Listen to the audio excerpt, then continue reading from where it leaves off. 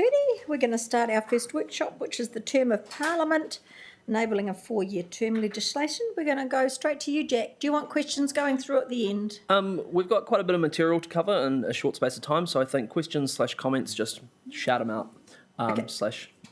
Yeah, So we have read what you've sent us. Yep. So fire away. Very good. So today we'll be taking you through the term of Parliament enabling a 4-year term legislation amendment bill, the LGNZ local electoral reform position paper, and additionally the late inclusion of the electorate boundary review by the Representation Commission.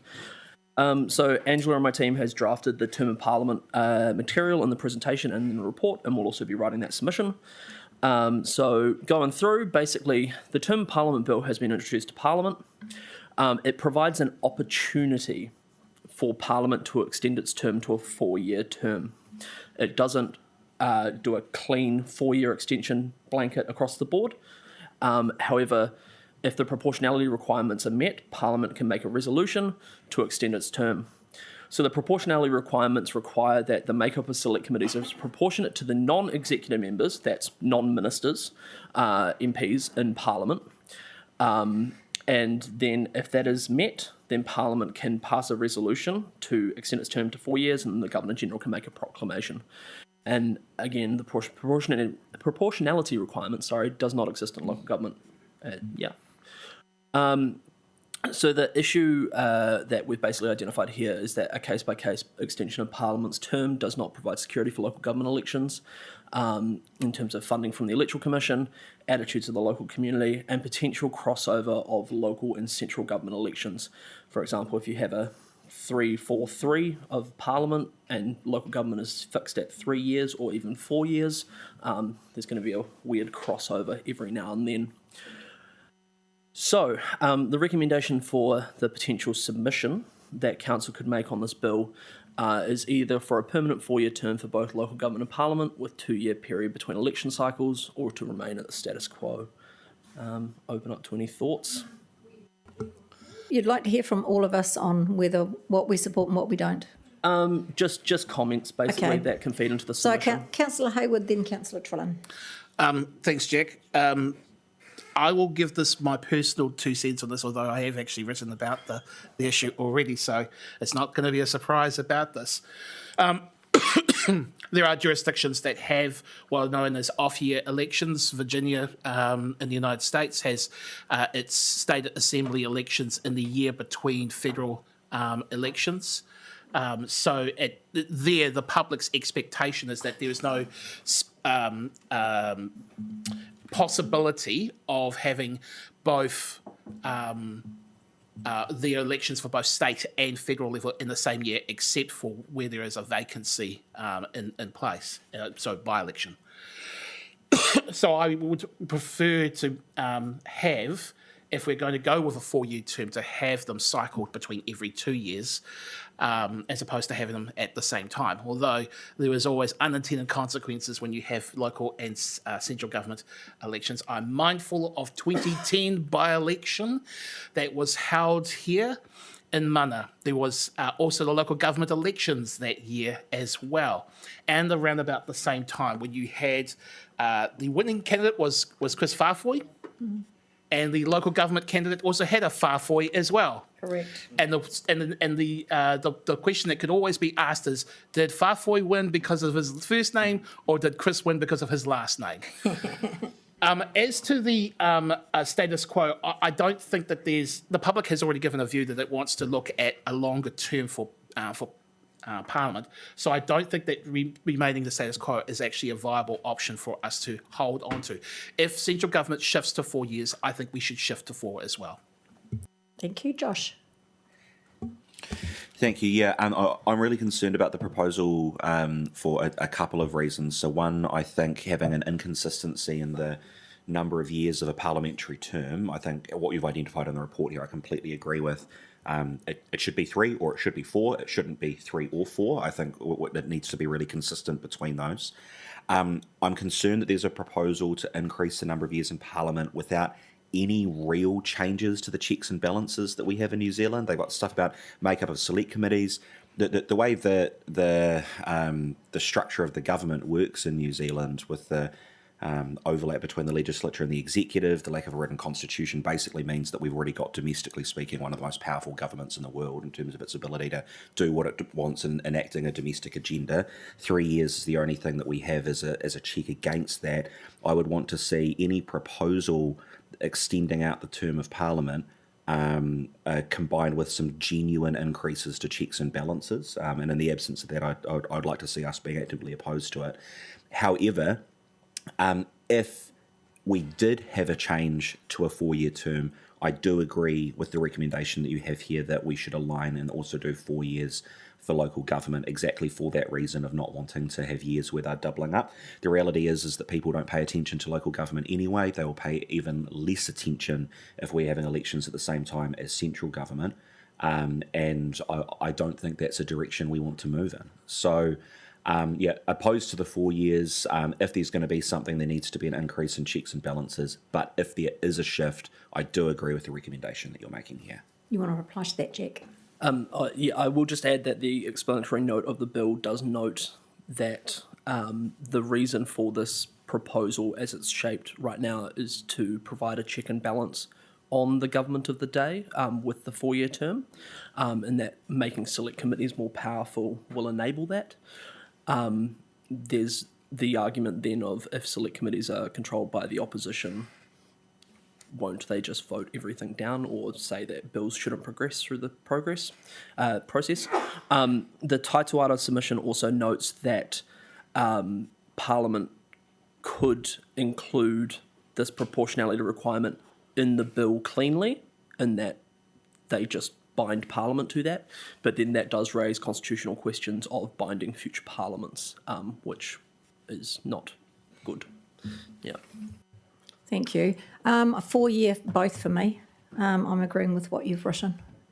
Next, anyone else who's going to speak? Yes, Jeff? So just brief, I think that the point about the expansion of the evolution of select committees under a 4-year term should be treated as separate from the issue of the term of office.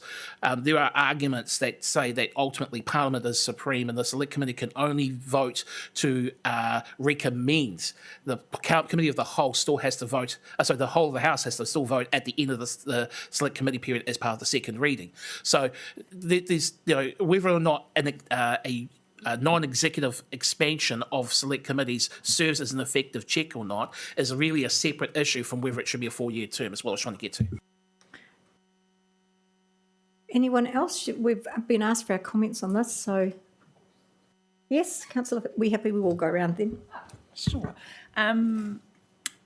Yes, I agree with this recommendation for submission. I'm just going to throw in there as well, because I know it's not relevant, but I'm going to say it anyway, that in regards to the local body, local government, I don't agree with local government people running in aligning with central government parties. I'm just going to throw that in there.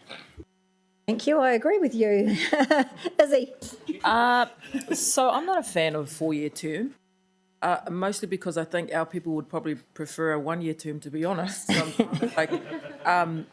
And it's just really around the accountability to our people. I think I'd be more inclined to stay with the status quo. And around the checks and balances. I guess when you talk about select committee, then the topic of a reduction in MPs then becomes a non-topic, because you need those people, you need those numbers in there around to ensure there is checks and balances around the select committee and all that. So, yeah, I'm a fan of a 3-year term. Okay. Nathan? Yeah, I support this submission. I think we've got to get a 4-year term for local government as well, to move that alignment of getting elected, and then 12 months down the track the government changes, and then we've got to fluff around with bloody water for longer than needed, as a keen example at the moment. So. Yeah, I think we need to change to 4-year terms all round. Well said. Mike? 4 years makes perfect sense, and alternated every 2 years with elections makes good sense to me. Ross? I agree. 4 and 4. Okay, Kathleen? Yeah, I agree with the recommendation. Thanks. Mose? 4 years is a long time. I think I'm with Izzy, status quo. Okay. Thank you. Excellent, thank you. So we'll prepare a submission based on that. Thank you. So next up, we've got the Local Government New Zealand Local Electoral Reform discussion paper. So this group was formed about a year ago. It is chaired by the Honourable Dr. Nick Smith, Mayor of Nelson, and it is basically set up by LGNZ to make recommendations on how the local electoral system could work better. It will be reporting to the Super Local Conference in July in Christchurch, and then following that, the recommendations that make it through will go to the Minister. The Minister's also expressed a interest in this paper and the recommendations that come out of it. So we'll just run through. There are 20 recommendations, so we're going to run through really quick, and if you've got any comments on any of them, give a shout. So the first set of recommendations is about understanding of local government. So it's seeking to increase civic education, knowledge of what local government does and the difference between local and central government. Broadly, officers are supportive of all of these recommendations. Excellent. It's great that schools have to do it. More work on them. Yeah. The next one is about understanding candidates and their policies at election time. So it's about centralising the information about elections, so a central website that has the 150-word statement, a video, and potentially 4 or 5 questions that are drafted that all candidates answer, similar to what Policy Local did in the previous 2 local elections. And then additionally, there's some commentary around maybe removing the 150-word candidate booklet in future, and then potentially councils to do meet the candidate events, expanding the election access fund, and we will provide some commentary in the submission around the how frequently that was accessed in the last election. It was quite a low rate of access in the general election. And then review candidate expenditure limits in regards to Māori ward candidate expenditure, as council has previously indicated support for as well. Mike's got a question, then Jeff. Yeah, well, it's more just a comment. I think we all know now that local elections are really just beauty contests, and perhaps... I'm with you, Mike. Lose the photo instead of the 150 words. Absolutely. Jeff, and then Josh. Thank you, Your Worship. I think that any reflection from this council should put a bit of emphasis on recommendation 11. If you recall, this was a point raised by Councillor Wehapi with Elections NZ. So this is an opportunity for us to reinforce that point. As to the other recommendations, I'm not opposed to any of those. But I just think that, and this may be actually related to the first 5 or 6 submissions, there's a role for council to play in terms of additional measures which can help improve engagement in non-election years. We have done some of this stuff with regards to improvements around our submission process. We are obviously awaiting the work of the Climate Assembly, which was not set up by the council, but it is a mechanism which could be looked at as an alternative approach as in the lead up to long-term plans in the first year after elections as well. So I'll leave it there for now. Josh. Yes, I had a comment around the possibility of providing answers to 4 or 5 standard questions on policy, views and priorities. So I think I understand the intent here. What I'm concerned about is that whoever decides what questions are being asked really sets the agenda for the election. And I note in the paper here that it said they could be set by a neutral body. I would question how that body would determine what the appropriate questions to ask are. And we know that even the way you can frame a question can then have a huge impact on that outcome as well. So I would approach something like this with caution, and in particular, if there was going to be something like this, I think it would be important that we advocate that any of the questions that are asked be as open as possible. And probably as generic as possible, but it's a difficult one because yes, give people the opportunity to talk about their priorities, what they want to achieve, give people information, but I think candidates should be in charge of setting the agenda. People who want to run, this is what I'm going to run on, and then people can engage with that. Jack, you come back. Yeah, just on that. So I will say that Victorian elections over in Australia do a similar thing. They pose a couple of questions to candidates, and then they place all of the answers on a central website as well. And there's only very few candidates that don't submit that, because obviously it's a good platform to promote themselves on.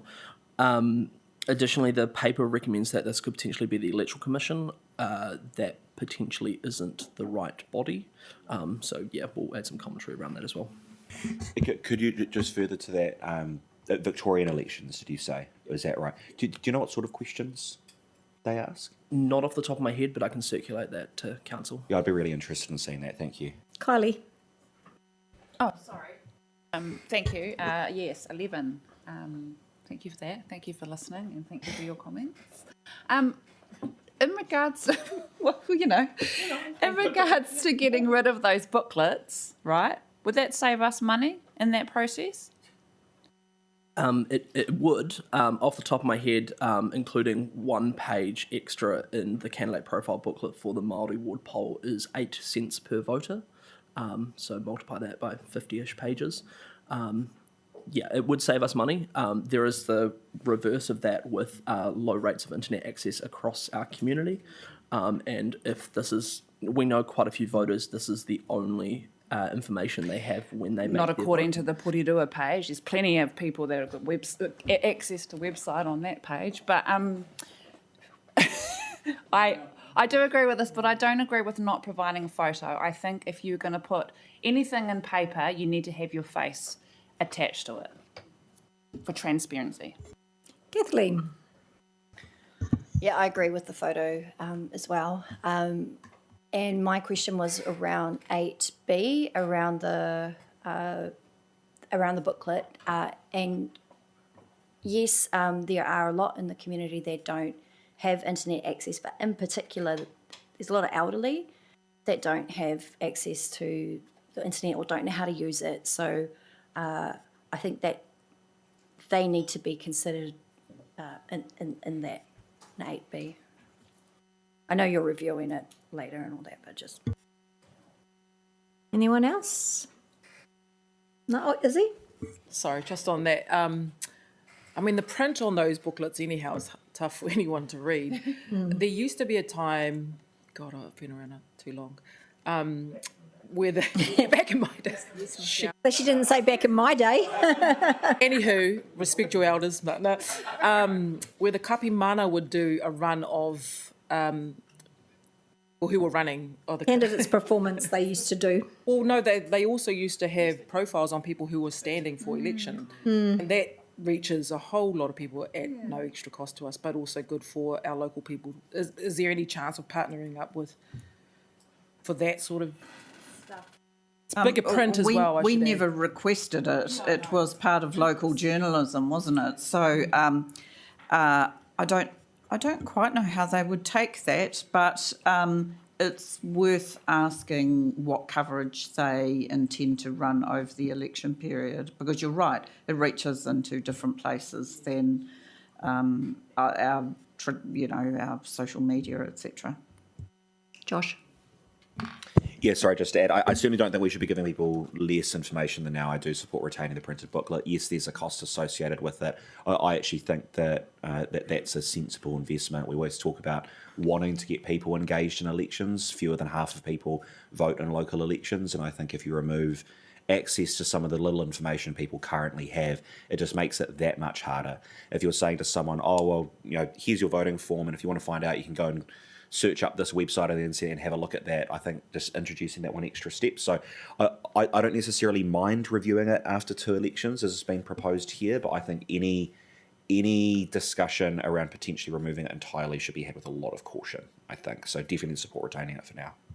Yeah, I agree. It shouldn't be got rid of. But Jack, you want to say something? Sorry. Nope. Everybody's... Ross do. Ross? I support that as well. I mean, I think, every opportunity Yeah. should be taken. And I know I'm personally, when I go into stuff and it says, go to this website to find it, it's like, No. I'd rather have it. Yeah. Okay, thank you.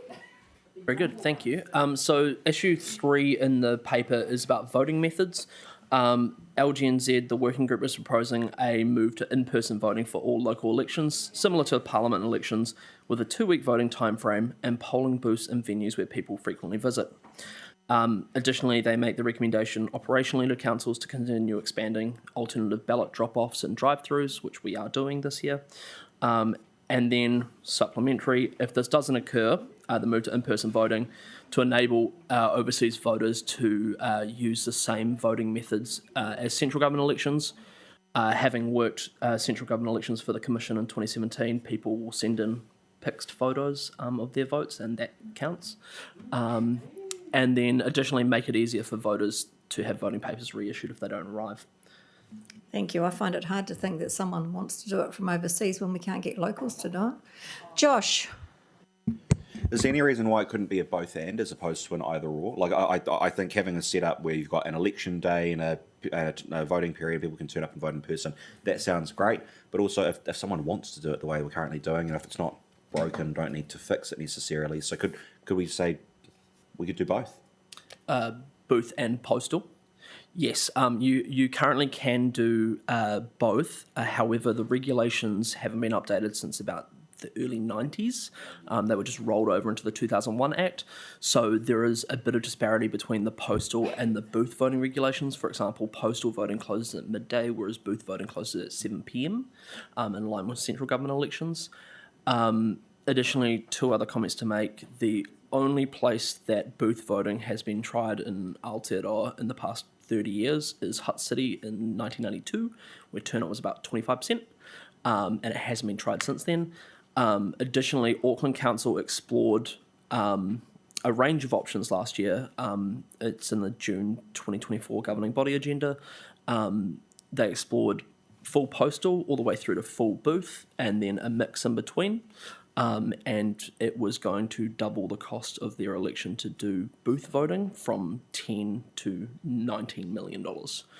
So that's the kind of things that are at play. They were saying that they would have to employ up to 3,000 temporary staff for the voting period, just to be able to man all those booths. Yeah. Jeff?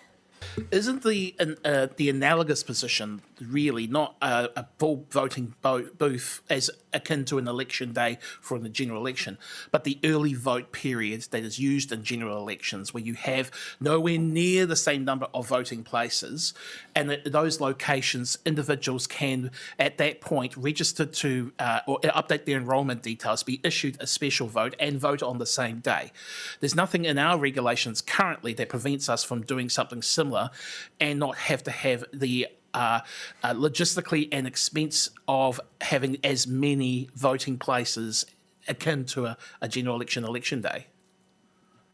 There is currently not. However, if it is not the postal vote that someone has received in their mailbox, it does become automatically a special vote. So that's what I think that last 14B recommendation is trying to address, so that we could issue a vote that is an ordinary vote and not a special vote in person.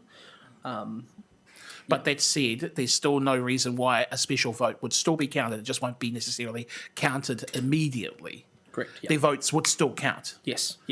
So I guess the feedback that I would give to you in regards to this area is that I think that there are equity issues in place here.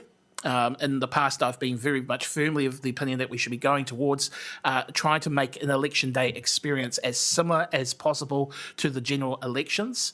But we could already make changes already as a council to actually enable that, especially when you consider the last 2 general elections, the vast majority of people voted before the election day. They did advance voting in voting places. So that experience of going into a booth location is not beyond the realms of most people's experience.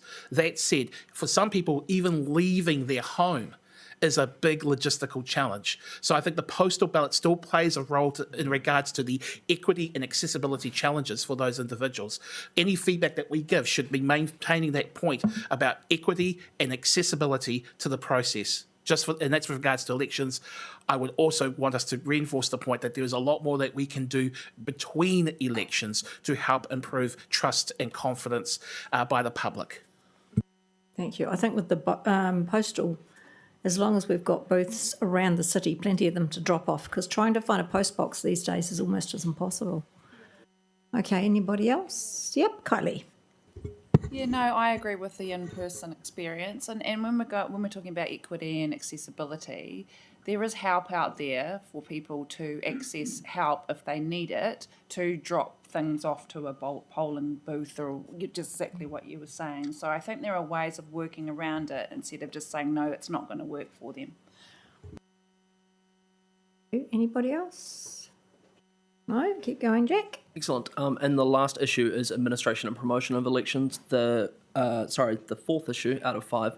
The main point made here is that the Electoral Commission should run local elections, and funding for this should be covered in part by central government and then a levy imposed upon councils for running this election. Jeff.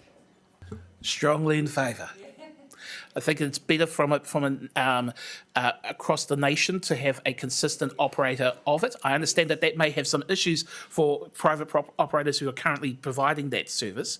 But in terms of, again, using other jurisdictions, you used Victoria State election, they already have a separate agency that handles Australian federal, each of the states. If they're contracted, they can be brought in to do student union or student association elections if required over there in Australia. Likewise, with regards to the Australian scenario, each of the individual states handle both the administration of state and federal elections in that space as well. There is no need for us to have 70 separately administered elections across the entirety of the motu.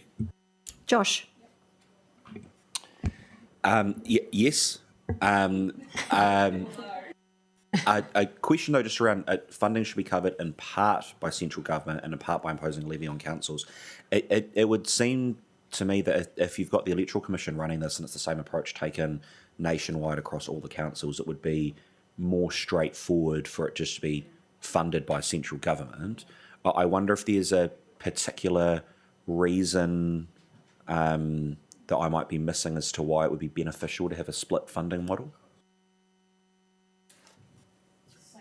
It would be more typical for them to levy the entire amount on us. If you look at the water reform provisions, they're levying all the costs onto local governments. So it's a wee bit of a principle that I don't know how they'd exactly phrase it, but those who benefit, and it's a service to us, that they should pay for that benefit. So I think even getting part funding from central government, frankly, might be a hard ask in the current climate. But I don't see governments generally don't put their hands in their pockets. We pay several levies because the benefits inclined to, they're seen as costs for the services we run. Yeah, I guess is my observation would be, and that's fair enough, all the money is probably flowing back from the same people in the end anyway. It's just, it depends where it's coming from. I'd expect there'd be a higher degree of administrative burden with a split funding model as opposed to taking it all from one place. Seems simpler to me to all come from one, but I understand that argument, and if it's going to all come from one, I don't want it to be us, so maybe we don't rock that boat. Nathan. Yeah, similar to that point, I think Electoral Commission needs to run all elections in our country. I think for consistency and for the economies of scale, I'd say, for them running everything for all local governments. I don't quite agree with the part funding model. I think in fairness, and this may be an unpopular opinion, I think it's our election. Councils should fund their own election, whether that be through a levy, as it probably would be if the Electoral Commission were to take over that. Ross. Yeah, interesting, isn't it? I'm against. I actually think if we're going to fund it, we should control it. So I'm, having the Electoral Commission do it. We have no control over the Electoral Commission and their costs, how many people they employ, or anything like that over time. Same goes for water reform and all the other agencies that government is imposing costs on other people, including ourselves. So we're not going to get part funding because government wants to go for, let's push it all out to the council's model. So we're dreaming if we think we're going to have it partly covered by central government and partly by imposing a levy. And if that's the case, I think we should maintain control and let the status quo prevail. And I'm with you on that. I think that let's keep our control. I'm not confident with the Electoral Commission, and we do need to keep funding. So that's me. Who's next? Anyone? No? Next one? So what would the council position be on these recommendations? Because I think he's got split numbers. Jeff, you can Yeah, I was ask just a going to question. say, to answer your question, my view is as follows. The Electoral Commission should run it, and 16, I disagree with the premise of the question. If the Electoral Commission runs it, it should be covered by the state. The cost of it should be covered by them, so rather than us. However, I am also a realist as well. So, but one of the other ways of trying to incentivise this process is if we do continue to go down the pathway of contracting our own services, then our contracting model should be based on the premise of what is our turnout, and whether if you get our turnout up in terms of administering these elections, you get a bonus for that. That is a way of incentivising a private provider to increase their efforts to enhance the turnout of elections. Okay. I think we can reflect the range of views. Range of round the views. table. That's good. Thank you. Very good. And then the last issue in this paper is 4-year terms, including transition and implementation. LGNZ, the working group, makes a blanket recommendation that both central and local government should move to a 4-year term. Election day should avoid school holidays, and that key planning and representation processes such as long-term and annual plans, representation reviews, should move timeframes to align with the 4-year term. And additionally, that the code of conduct process is strengthened to provide that check and balance, as we previously discussed, including giving a role to the Local Government Commission to investigate significant complaints, and that there are increased penalties for breaches, including suspension or fines. And that additionally they will have the power to remove a member in very serious cases. However, they do note that that would have to be a decision of the Commission made unanimously, with no dissenting voices within the Commission panel that decides it. And then additionally an independent dispute resolution service to triage the issues and stop them escalating. Well, you'll know you never get a result if you all have to agree. Okay, open. Kylie. Why would you avoid an election day during the school holidays? That's just rubbish, because if people are going to go away overseas, they can vote before they go. It's just like any other day. And as a parent, I can say, actually, it's probably easier for me to go during the school holidays and I don't have to worry about, why? Yeah, I wondered that. Yeah, if this is read in conjunction with the other recommendation to have a 2-week period, it could fall on a day where, say it's a second Saturday of the school holidays, the entire school holidays would be out as the voting period. Yeah, And then additionally, it is harder to engage with our community during school holidays. When we have election periods during school holidays, we can't as easily reach out. Okay, Josh? I think just given the fact that this is obviously coming from LGNZ to central government, and I suspect central government's not going to care what LGNZ thinks about, certainly about the length of a central government term. I wonder if instead of saying we should move both to 4, if we should say the length of the local government term should be the same as the length of the central government term. So if they move to 4, go to 4. If they stay at 3, stay at 3. We agree on that, don't we, around the table? Yes. Anything else from anybody? No? Very good. Thank you very much. The final topic today is the New Zealand Electorate Boundary Review. So I'm going to breeze through this. So as you would have seen, every 6 years following the census, the Representation Commission undertakes a review of electorate boundaries. Due to population growth in the South Island, there is going to be 1 fewer general electorates in the North Island. So you can see there, that's a table of the electorates and what has changed.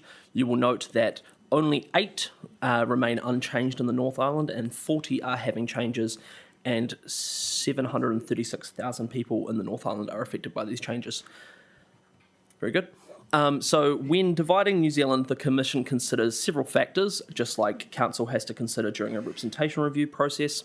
They are existing boundaries, communities of interest, facilities of communications, roads, transport lines, things like that, as we do, topographical features, and any proposed variation in the general election population during their life, which will run from 2025 to 2029 when the next boundary review will be undertaken. Additionally, in terms of Māori electorates, the additional criteria of communities of interest among Māori people generally and members of Māori iwi apply. Excellent. So the changes in the Wellington region are the electorates of Ohariu, Mana and Otaki are being disestablished, and 2 new electorates will be formed in their place, Kapiti and Kinipiru. So that is the Kapiti electorate as proposed. You will note it splits Mana and Otaki, combines them, about half of Mana and about half of Kapiti as well.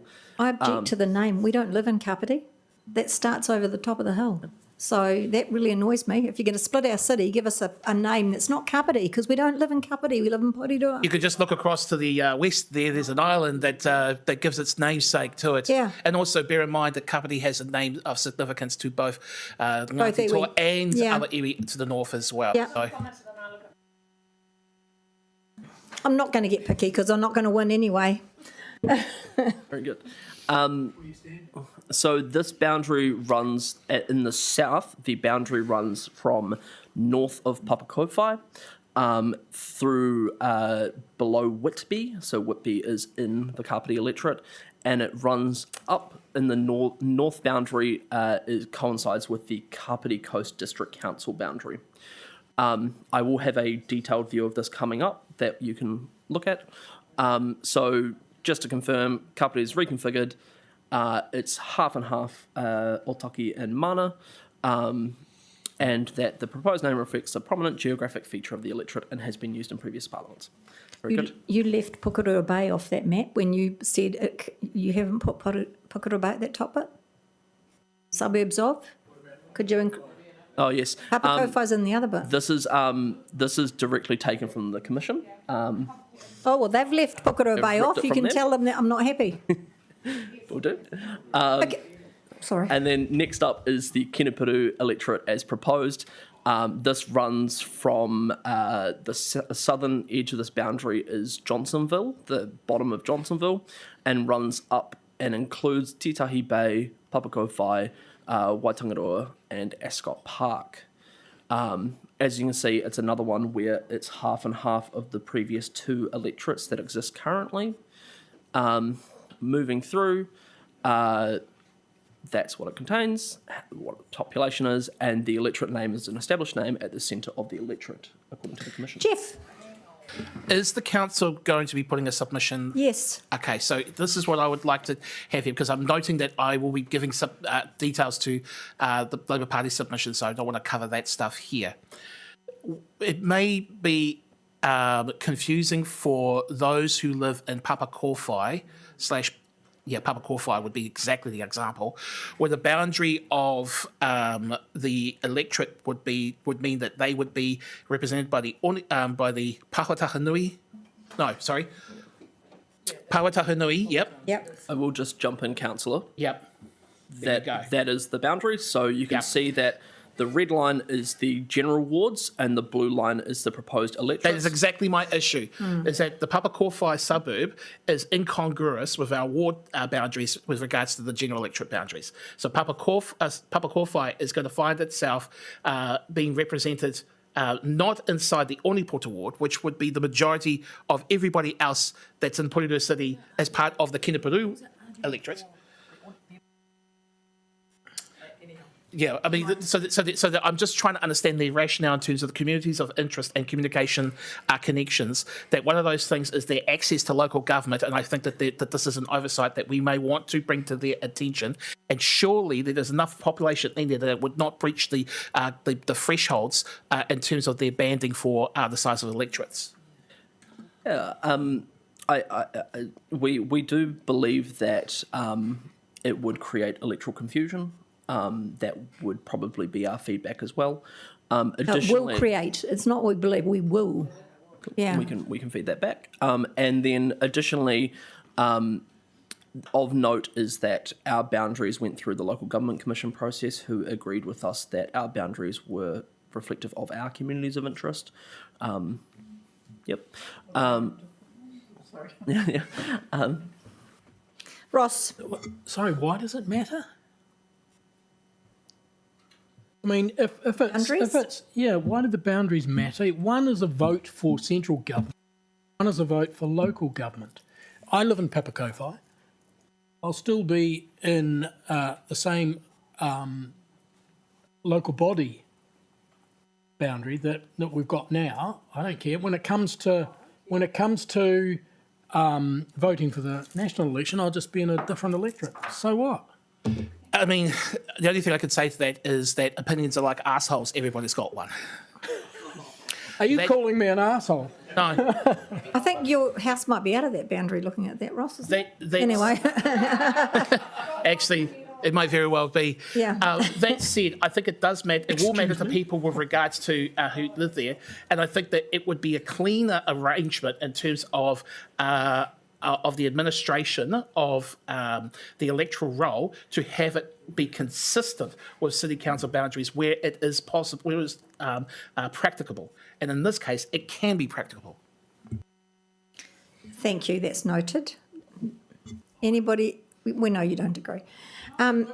Disagree. I just said, does it matter? Well, we're getting to make a submission, so yes. And I thought our city boundaries, I thought it might cut off at Porirua Bay and go the other way. It's almost like we've gone back to the old kapiti boundaries and hut boundaries when Mr. Surrey was actually around, and it feels like it's the same thing. So we will make a submission. Excellent. Anyone else? Okay. So the next point is on the Māori electorates. The only real change in the whole of Aotearoa is 4% has moved from Te Taitonga to Electoral in the South area. And then apart from that, the Māori electorates remain largely unchanged. Well, completely unchanged, sorry. So the appeals, the objections and cross-objections process, objections to the proposed boundaries are open and close on 27 April. You can appear in person to the Commission should you wish, and any objection can be cross-objected to. So objections are filed and then everyone gets to cross-object to everyone else's objection should they wish. And let's be honest, they won't listen and they'll just carry on. And then, it's guidance, if there's any guidance you'd like us to include in that objection. Thank you very much. We'll move to our next one. Thank you, Jack. Recloaking Porirua, Julian and team. Would you like questions going through, or would you like us to wait till the end? At the end, please. At the end? Can I just say one word? Yes. Star Trek.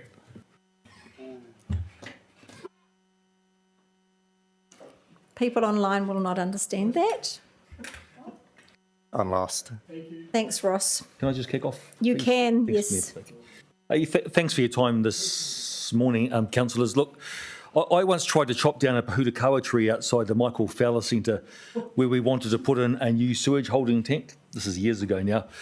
It never happened because a woman changed, you might remember, a woman changed herself to said tree. She was in a wheelchair and a whole bunch of community angst emerged and we saved the tree, which is still there. We moved it. I think it cost $70,000 even then to shift the tree. I make that point because trees get people going. People love trees or people hate trees, depending on the context, right? We've got some work to do in this space around our policy on trees, but in the meantime, there's a whole bunch of stuff happening which is mostly good. From time to time, my interactions with you are about bad stuff with trees, but 99% of what we do with trees is good stuff. So we've got some good news stories here today. We're joined by Brian. So Brian and Lydia Mihaka, who you may not have met before. So Brian Thomas looks after our riparian planting, also represented New Zealand last year, Masters Waka Ama. Lydia is one of New Zealand's leading arborists. So we've got some really great staff here, and really fantastic that they're here to share some good news stories about what we do with green stuff, with trees and planting in Porirua. Over to you and the team, Julian. Awesome, thanks, Mike. Before Brian and Lydia present, it's great to have this opportunity to discuss a topic very close to my heart. I've been lucky enough to look after urban trees for 35 years around the region, and I believe they're more important in our environment now than ever before. Last year, the riparian team joined the parks team, so I took that opportunity to reassess what we're up to around the biodiversity space and created an urban ecology team. So that's adopting a more direct approach to biodiversity, and this aim is to increase the protection, restoration and enhancement of our land, vegetation, trees, waterways and harbour. Today you will hear about our tree planting programs, an update on our riparian program, as well as the value and benefits of trees. They play a pivotal part of our city's infrastructure as nature's machines. And on that note, I'll pass it over to Brian.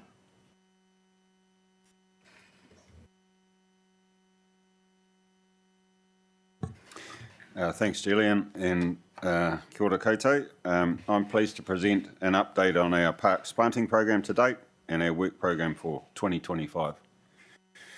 I'd like to introduce this image of Te Awarua o Porirua, a harbour catchment and its major waterways.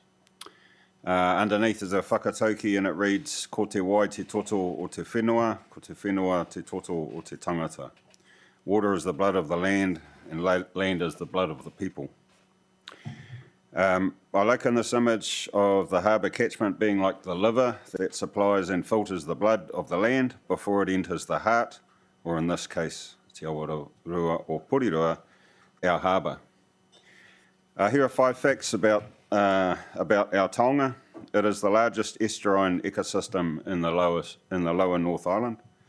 The Pawatahanui Inlet Arm is a nationally significant estuarine area, and the wetland where the Pawatahanui stream enters is the largest remaining estuarine wetland in the lower North Island. The harbour boasts the highest concentration of cockles of any estuary in New Zealand, with significant concentrations in both arms. The catchment has 290 kilometres of first-order streams. Approximately 1/4 of the 21,300 hectare harbour catchment area sits in Wellington City and 3/4 in Porirua City.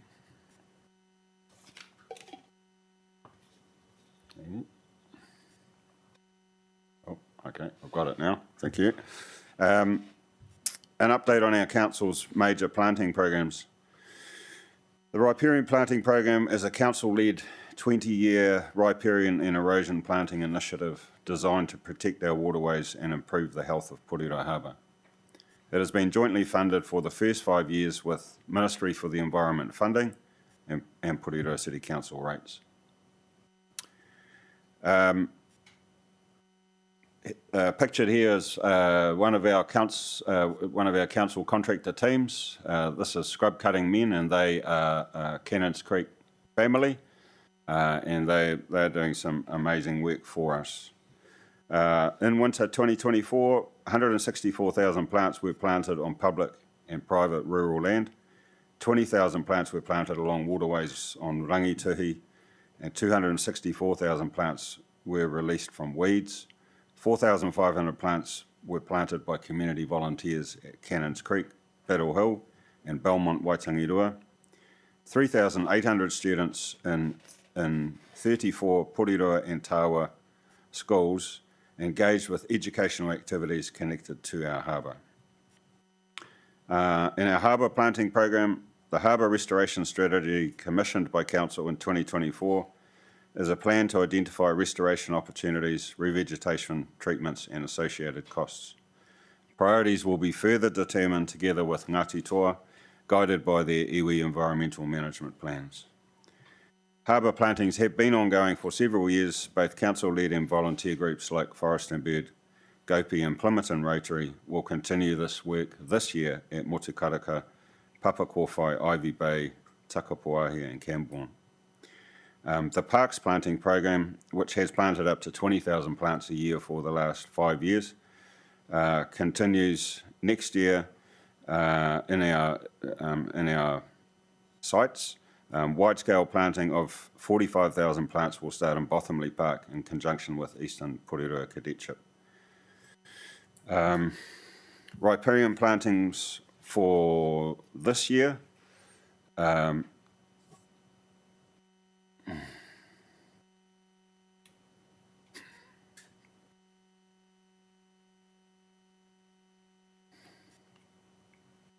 Okay, sorry about that. So this is an image of a program that that's been invested in by the Riparian Planting Program. It enables us to track plantings that have happened within the harbour catchment, and it also allows for contractors to report on progress. This program allows us to live track this progress in maintaining thousands of native plants. This tool will greatly assist our efforts as we expand our biodiversity projects into our city's open spaces.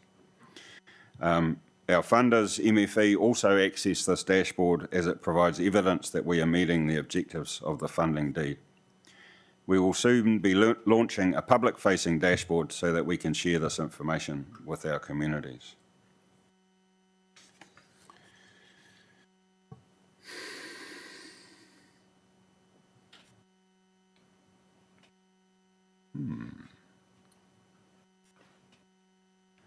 Anyone else having this issue?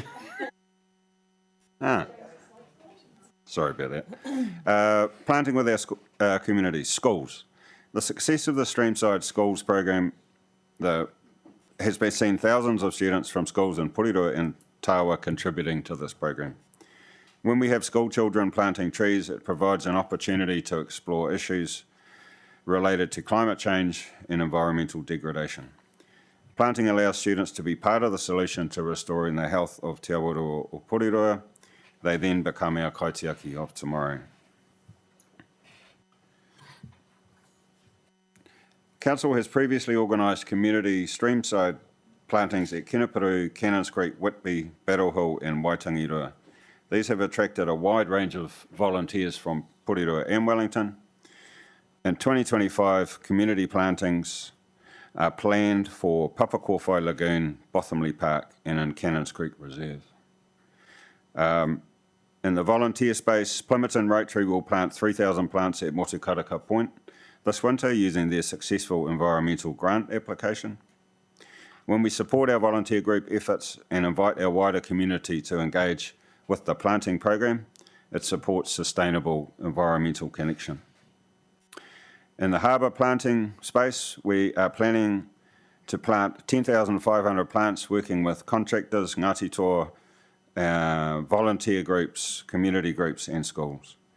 Together, these planting programs will increase resilience in our open spaces to combat the effects of climate change events by reducing erosion and increasing soil absorption.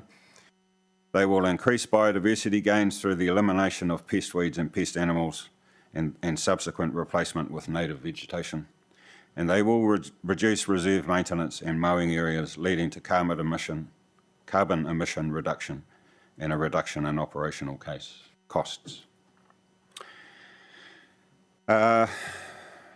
During this program, we have built strong partnerships. They've been vital to the success of the riparian program. I would like to touch on two of these. Greater Wellington Regional Council, this aerial identifies the highest erosion-prone areas in the harbour catchment, as identified by their scientists. Our partnership with Greater Wellington has seen large-scale plantings in Belmont Regional Park and Battle Hill, contributing to the vision of recloaking the Belmont Hills. This ambitious project has catalysed community action and supported groups like Ngāhere Korowai in their aspiration to see the recloaking of the hills behind Waitangiroa and Cannons Creek. Recent adjustments to the funding deed with MFE reflect our commitment to addressing emerging challenges and new evidence. Greater Wellington scientific modelling identified that by changing current land use, then revegetating these most erosion-prone areas, that it would reduce sediment loads entering our harbour by 40%.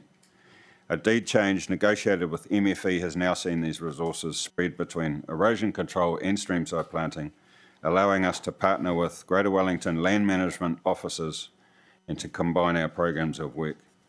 This strategic approach greatly reduces the financial burden on large rural landowners, incentivising permanent retirement of erosion-prone grazing land in our upper catchments in favour of native forest.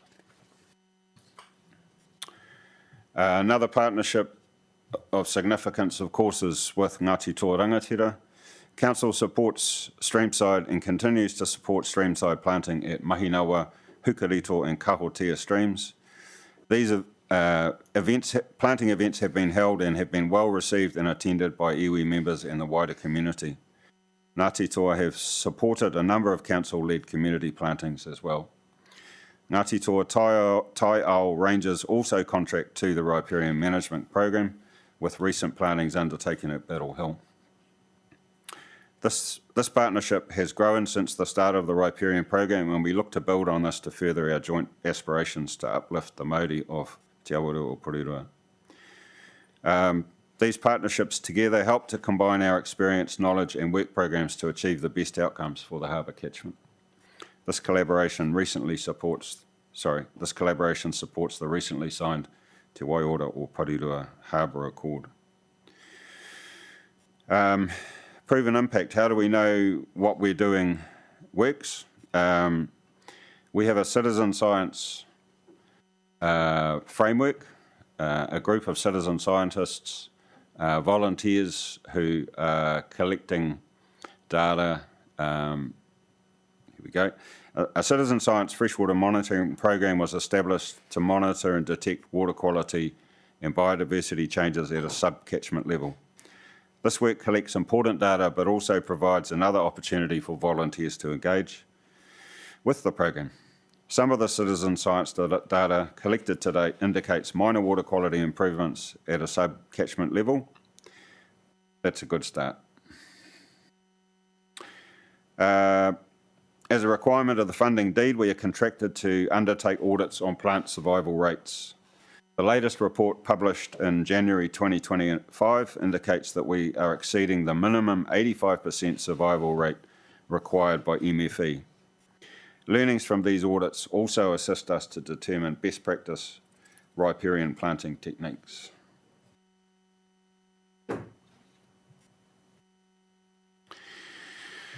The signing of the Te Awaroa o Porirua Harbour Accord exemplifies a constructive collaboration amongst all councils within the harbour catchment, local iwi, Ngāti Toa Rangatira and Wellington Water.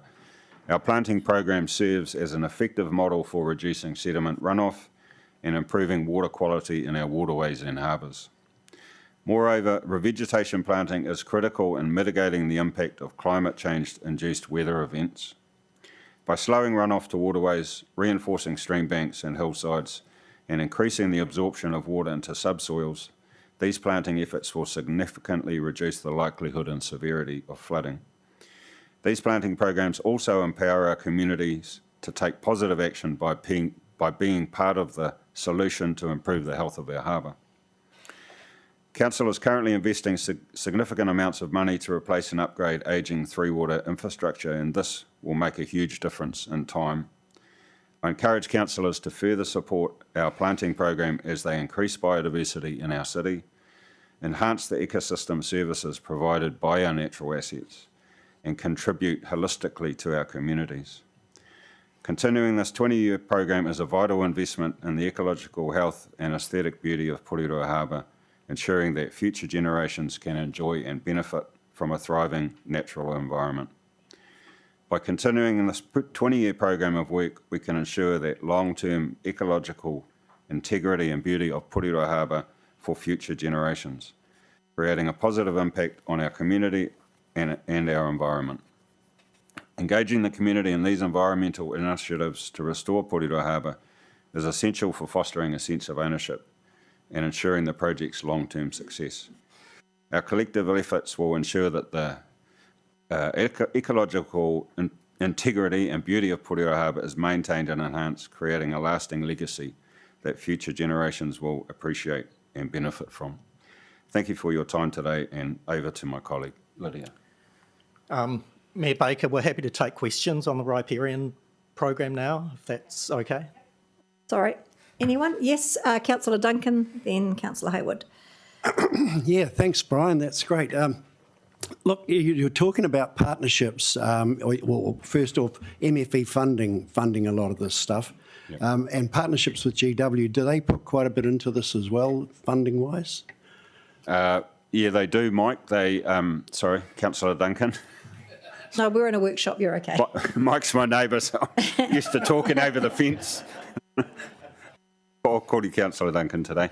Yeah, look, they contribute largely through fencing, through a subsidy to create permanent fencing so that livestock can be permanently retired from waterways.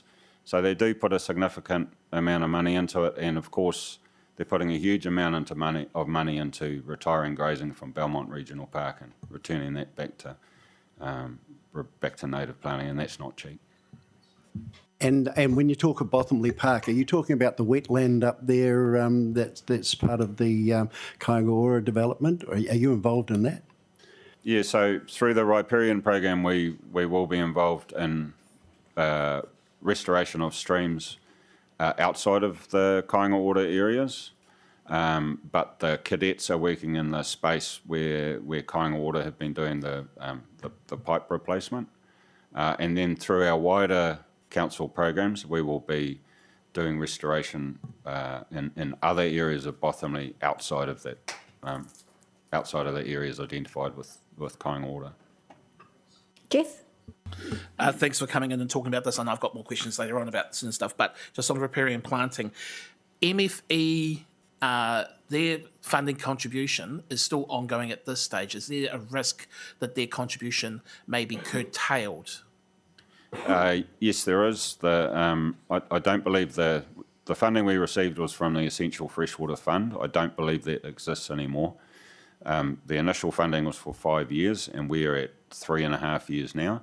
So there is a risk that we will come to the end of that 5 years and there will not be any central government funding to support this work.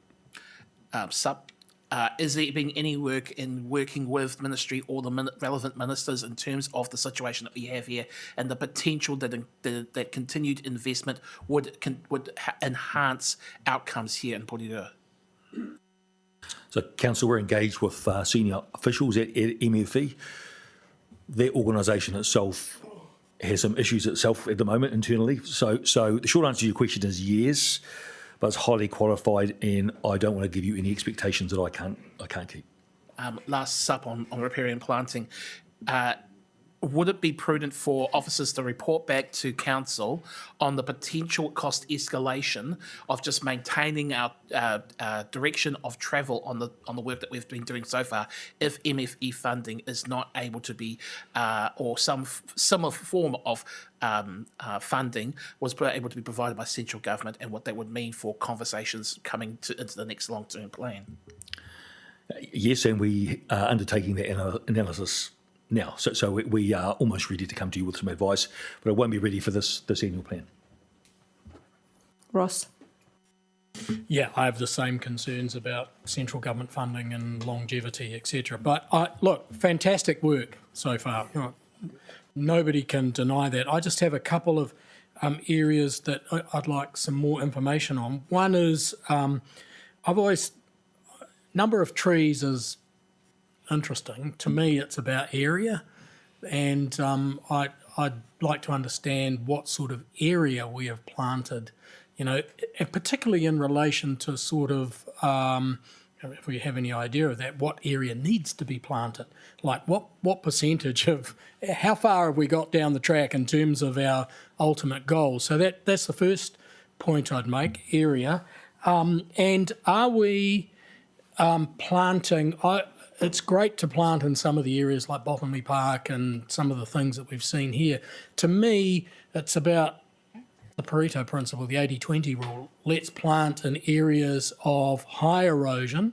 If our objective is to, and I'm sure I'm preaching to the converted here, but if our objective is to improve water quality and reduce sedimentation into the harbours, then surely we'd concentrate on the very high erosion-prone areas first.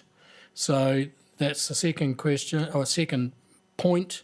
But that'll do for a start. Yep. Thanks for that question, Councillor Leggett. So to date, the riparian planting, total area of planting is around 50 hectares. And yeah, I mean, if we look at the whole of the rural catchment, obviously that's not a big amount. But those 50 hectares are in stream corridors where they're going to make the most difference. The map I showed you before identifying the highest erosion-prone sites, we are targeting those sites, and changes in the funding deed have allowed us to offer a better incentivised package to the landowners that own those erosion-prone areas. So yeah, I very much hear what you're saying. You know, we don't have a bottomless bucket of money, and we are definitely using the best science to target the areas where we'll get the best bang for buck. Can I just, so are we?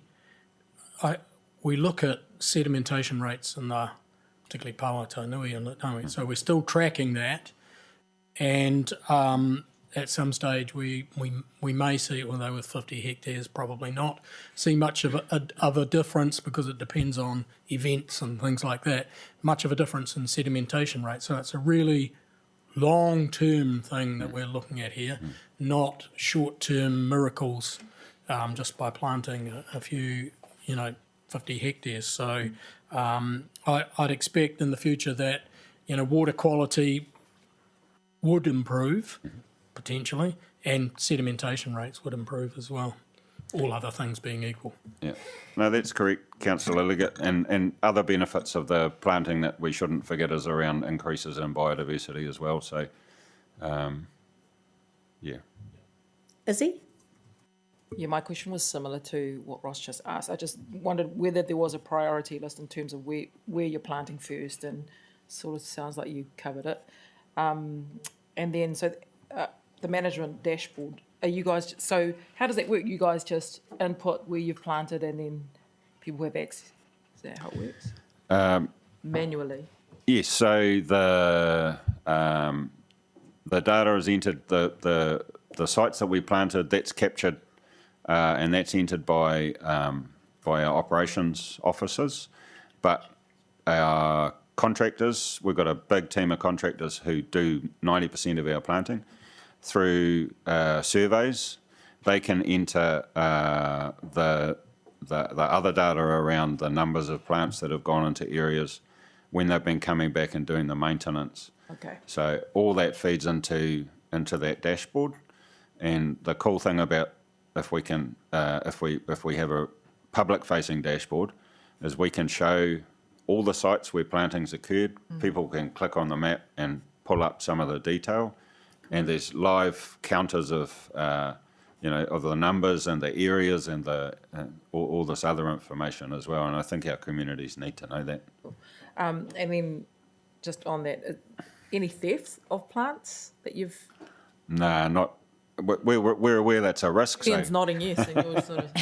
No, it's a good question, because it happens, right? But no, I think we're pretty good. Not really. And riparian plants are not that sexy anyway. So people don't target them for their gardens. And Cool.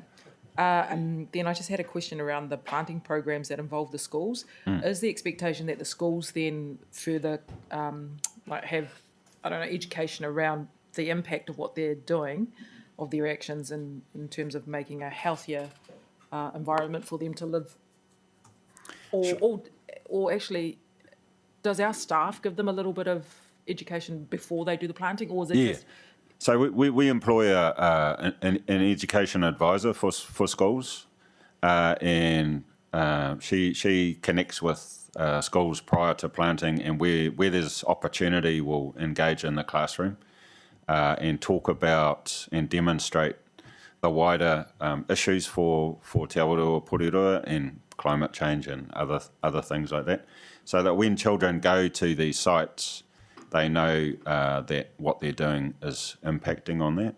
And generally, we've tried to connect schools with sites that are local to where they live, because getting buses and things like that is a barrier to participation. And we want kids going to these sites, planting it year one or whatever, and revisiting that site every year that they're at school, so they build a relationship with that site. So that's the goal. Nathan? Yeah, this is fantastic. I think the riparian planting is one of the best things to come out of my time on council, along with the increased investment in our water services. And going into the future, we are going to, the riparian planting program is our only step as a council to protect our waterways and improve the health of our harbour. I just want to ask around the survivability ratings you put up before. There was a couple of areas that were markedly lower than the rest. What's impacting that, and do we take learnings from those sites for the future sites? Thanks for that question. No two sites are the same, and obviously one of the advantages with riparian sites is generally moisture isn't an issue. There's enough moisture to survive, for plants to survive. But there's some other big challenges like pest weeds and pest animals that influence that survivability.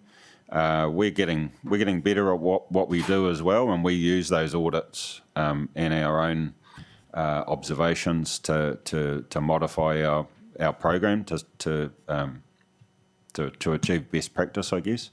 So some sites are just naturally tougher than others, and some of those sites we're planting in those upper catchments, the only way that we can safely get plants up there is to have contractors who've got specialised, access vehicles, and sometimes it's cheaper and safer to use helicopters to get plants up to these sites as well. So in sites like that, it's tough. It's tough for plants. It's tough. People don't live there either. So I think that reflects on some of those scores. Thank you. I've been told to move it along, but I'm going to have one question. Sorry, Mike. It's probably for Julian. I think this is the top of or above Waihura Park. Yeah. In your plans going forward, do you think about, maybe opening it up so that is an open stream, so it's back to being natural for long term? We almost had an opportunity with TG. We went through a long process for them to open it up as part of their offsetting, but then that all fell through, their funding, whatever, they changed their mind. But yes, would love to. Okay, thank you. Lydia.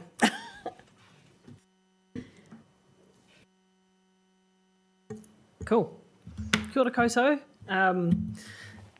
Thanks, Brian, and thanks for the intro, Mike. I'll try and live up to it, but I don't know if I can accept the accolade. Crikey. I'm very excited to talk to you today about urban canopy cover, and more specifically about specimen trees in our streets, parks and community areas, just like these alders in Ranui. There'll be some similar themes from what Brian's talked about, because it's kind of same but different. So I'm focusing more on the urban environment. Today I'm going to touch on why trees are really important for building climate resilient city for our tamariki, what we're planting this year, and how we're tackling some challenges as we go. So our urban trees, they frame up our spaces to gather, play, relax and to commute. And as well as providing beauty and a sense of place, we call trees our green machines, because they work pretty hard in the background and we benefit from a lot of what they do. So I feel like in the room we're fairly aware of a lot of what they do, but I wanted to touch on a couple of those benefits. So trees shade us from the sun and from UV rays when we move around the city. When we watch our kids play sport and gather in community centres. They shelter us from wind and rain, They cool our spaces in the warmer months and keep the aircon costs down. They filter water runoff through their leaves and roots, and they clean the muck from the paved surfaces before it reaches our harbours. They stabilise the ground, as we've already talked about, and slopes, especially important with some of our tricky terrain. And we call this value nature-based infrastructure. So we can use this as part of our climate response as we deal with the increasing temperatures and more frequent storm events. And I'm sure our climate team will talk more about that in more detail, but specifically, trees do 3 really good things for our climate response. The first thing they do is they capture carbon.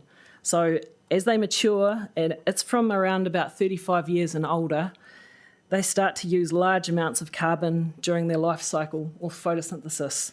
So they pull it out of the air, and basically what they're doing is they're balancing out our emissions. And behind wetlands, mature trees are the greatest capture of carbon. So it's the first thing they do. The second thing that they do is they help cool the suburbs and cities where we live.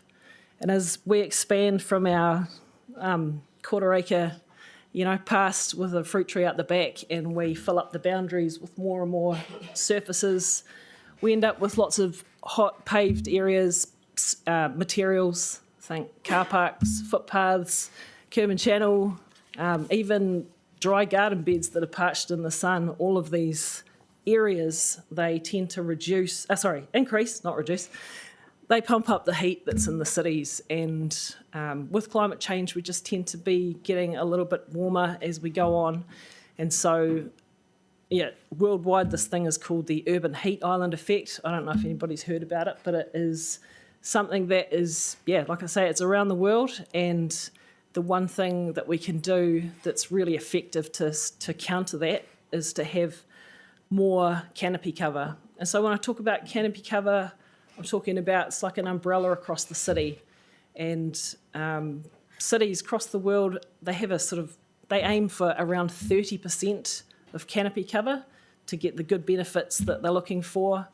It's not something that we've looked into in great detail, but it's something that we probably should. We've done some rudimentary measurements of using some AI, but it's something that we definitely need to look into for the future. So the third way that trees help climate response is reducing the effects of storms and slips and increasing weather events. That's not the slide I was expecting, but let's go with it. This is a thermal, let's go back. Oh, it's just gone too fast.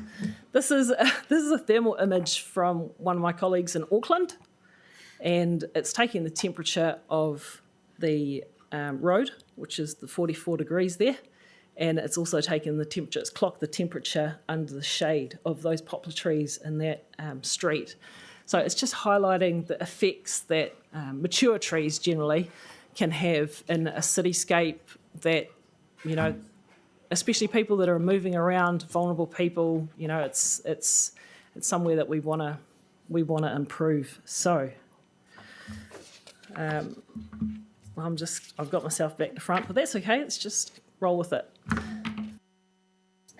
So this is the third thing that trees do a great job of for our climate response. And forget all the big words up there. What this slide is talking about is in storm events and in any rainfall, about 40% of the rain that hits a mature tree's canopy doesn't touch the ground.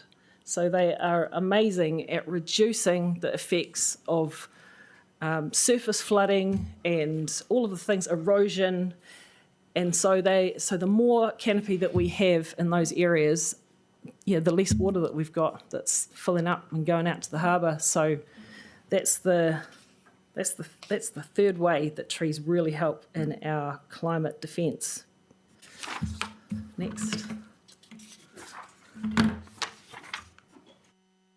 I've jumped ahead, but that's okay. So where are we planting? Where are we planting our trees this year? The rudimentary look that I was talking about with our canopy cover has shown that we're doing pretty well with our scenic reserves. So we've got really good canopy cover in those areas. But when you get down into the urban areas and you start looking at the CBD and some of the suburbs, that canopy drops down to like sometimes just some of it's 2%. And so you've got loads of buildings, loads of roads, and not really very much canopy cover yet. So what we'd like to do is to focus our planting programs on areas that don't have that canopy cover. So CBD, Waitangerua, Cannons Creek, and some of the community centres are pretty lacking in any kind of shade and shelter. So this image is from our works program. So each of, I don't know if you've seen it before, but each of these pins represents a tree that council maintains. So left-hand side, Whitby, plenty of trees there, and to the right, for lots of different reasons, Cannons Creek and Waitangerua has got very, very, far less trees that we maintain. So it's just kind of a visual of the differences that can occur. So we really want to focus in on areas that aren't enjoying the benefits that we were talking about.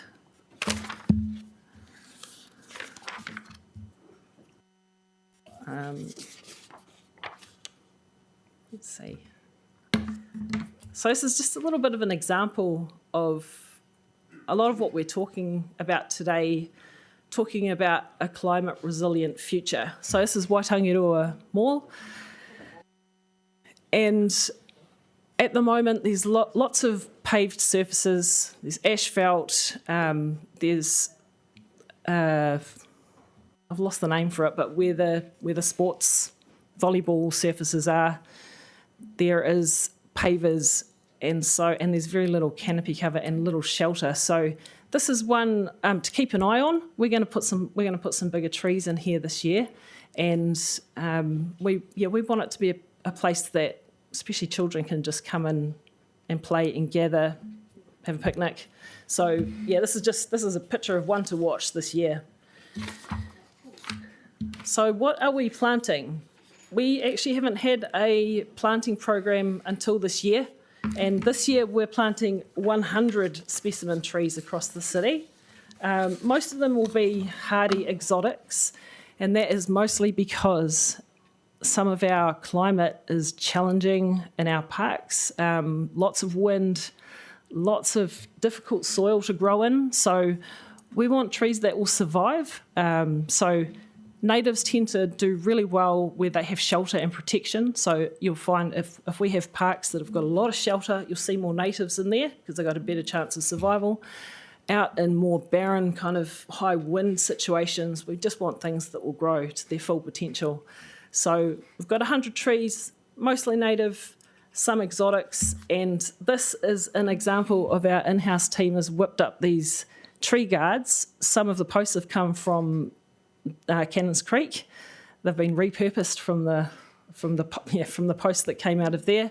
But the idea with these is just to give it that little bit of extra protection so that we're not just putting the trees in, we're making sure that we maintain them and that, next generation are going to come back and hopefully be having a picnic under there. So we've got 20 of these being whipped up this year, and I think it's a really good investment.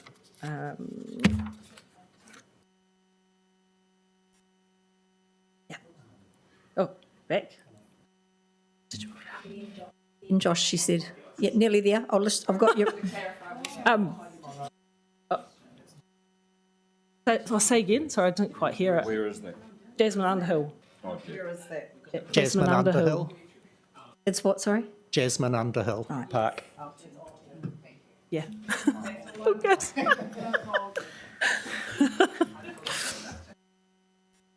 One more slide. Cool. So just to wrap up, our goal is to create a climate resilient city and harbours for our tamariki, and trees are a vital part of that process. And these photos are from, I don't know if you've seen them before, but they're from the Pauatahanui Lamb and Calf Day, and it showcases a really special oak tree that's up there. And on the day, people gather to learn about the environment, about the native trees that were grown at our nursery. And a whole bunch of kids climbed trees and walked off with a native tree that day. So in other words, they were having lots of fun. So this is exciting to us and where we want to head with our mature tree canopy cover. So yeah, thank you very much for your attention and time today. And hopefully after this, you'll go out there and hug a tree like Julian. Okay, Josh is first out. Thank you. Yeah, first of all, fantastic work. Love this, and thank you for coming and reporting on it. I just had two questions. The first was, in terms of the trees that you're planting, how rapid growing are those trees, and how long is it going to be before, particularly for the new saplings we're putting in, before we start seeing active benefits from those in terms of things like the heat reduction and the resilience against flooding and things like that? It's a good question. And so how long till you start feeling the benefits? I mean, a lot of the trees that we're planting are exotic, so they've got leaf cover on them straight away. We're planting 45-litre trees, so they're already a couple of metres tall. So 5-10 years, this isn't like an overnight kind of fix. Like you're saying, there's no magic bullet that you just press and then all of a sudden you've got canopy cover. So it's developing those programs so that they start increasing. But yeah, it will be a little way away yet. But so that's good to hear, though, because 5 or 10 years isn't 20 or 30 years, right? So it's and obviously it gets better as it goes on, but we're not waiting decades and decades to see any benefit. So. Yeah, and I think something to take into consideration with exotics is, quite often there is this push towards natives, but if you've planted a native tree in a place that's on its own and like a specimen tree, that is exposed and is going to take a really long time to establish anyway, it still takes a lot longer to get big enough to start feeling those benefits. So it's why it's really important to have exotics in the mix. One other thing, sorry, I don't know if I'm supposed to add this, but we've got a lot of purikawas, you might have noticed. So one of our goals is increasing the species diversity. So yeah, which is... Yeah, so it's important to have more different trees, and exotics are part of that mix, a really important part. Yeah, cool, thank you. I had one other question as well. Just in terms of the name of was it the heat island effect? Urban heat island. The urban heat island, yeah. And so my understanding around that was that obviously an area that's in direct shade is going to be a lower temperature, but actually the average temperature of a community based on the total canopy cover does come down as well. Is it my understanding of that? You're absolutely right. Yeah. And honestly, I think our climate team can probably speak better to there's a wider range of solutions that trees is a part of, and they'll be able to speak to that better, like green roofs and lots of different types of things. But you're absolutely right. It brings the whole temperature down of the area. And so further to that, I'd be really interested to understand, and very well maybe that you don't have this data with you today, but if you're comparing a suburb like, I think, was it Whitby that you said has got like pretty good cover compared to, say, Cannons Creek, which doesn't, I'd be really interested in knowing actually what the average sort of like roading temperatures and stuff are between those suburbs, just so we have an idea of the degree of severity and the flow and impact from that, because particularly where you've got heat spikes, it can be a genuine health and safety issue. In addition to obviously the benefits around things you talked about, reducing even like air conditioning costs and things like that. But I think especially if we're looking at those areas where we're trying to have playgrounds, if the area is so hot that you're burning your foot by putting it on the ground, then that's obviously a really serious issue. So, yeah, it may not be that you have all that information, but I'd be really interested in seeing what those differences were. Yep, I don't have that to hand, but I'd be really keen to do some work in that space. Jeff. Kia ora, Lydia, Brian, Julian. I have oodles of questions, so I don't think I'm going to get through all of them today. I've got everyone else waiting as well, so I know. fire away. So I think that I'll start with this. I think Mike's point at the start is that some people like trees and some people hate trees. It's a very Vegemite thing, and some people like natives and some people don't like natives as well. So you already through your presentation already kind of talked about the balancing act that has to be made with regards to the selection and sites of trees and fit for purpose. So I'm happy to hear that part. I'm going to hold off the boom conversation because I want to have that. That's going to be a big one for me. But in preparation for this session, I read the submission from the Cancer Society for the LTP, if you guys will remember this, where it talked about recommendations around shade areas with particular regard to Elsden, Porirua East, Titahi Bay, and around council buildings. Can I get an assurance from officers that those are the types of areas that are going to be focused in terms of those new planting areas? We've seen Waitangiroa, so I can say that Porirua East is on its way. What about the others? Yeah, absolutely. Yep. Okay. So, great answer. Great. Here, yeah, excellent. Can I also challenge you for something as well? When we get to the next LTP, is it possible for officers to bring forward a proposal that would allow us to go to the public and say, look, we have been working on a riparian planting program that's going to be 20 years. Why can't we do a 10-year plan around urban planting with regards to cover and reducing runoff and the climate change response as well? What would a 10-year plan look like, the various funding models that are required to do that, and the benefits of that? That is a topic that I think the public would be interested in terms of having a balanced conversation, and then if successful, empowering you guys with the resources to go and do that mahi. Yeah, thank you. That's exactly what we're preparing. Okay, that's good. Now I'm going to get to booms. As you know, I'm on the boom pathway here because there is a benefit for local residents to play their part with regards to the road reserves in front of their properties. And there are particular finicky issues that I raised in an email to the Mayor and CE back in September about, okay, if you plant trees in those spaces, if they're rooted, they're going to break the public network of pipes and so forth. There are also issues around visual acuity in terms of people bringing their cars out and not being able to see who's walking along their footpath or onto the road itself. But notwithstanding that, our current rules around boom planting are so restrictive that there needs to be some middle ground on this. Has some work been done on improving the rules to help our own local residents who want to do something to benefit, whether it's not trees, but maybe plants that are able to increase pollination, that are able to improve biodiversity and still give you those benefits of runoff and climate change mitigation? Is the mahi being done? So berms tend to be in road reserve rather than parks reserve. So it's actually more of a question for our transport team as opposed to these guys. These guys do advise the transport team. But berms, as you're well aware, Councillor, are kind of like kryptonite or catnip or any other substance that kind of really alienates and divides communities. At the moment, our formal policy is quite restrictive and conservative about what you can do in a berm. Good reason for that. Most of our services run through our berms, and the last thing, as you've already said, as I have alluded to, we are looking at it. We're not ready to come to you yet, but with a view to softening. But we need to be really careful because many of our resource consents, in fact, require that berms are not tampered with, if you know it.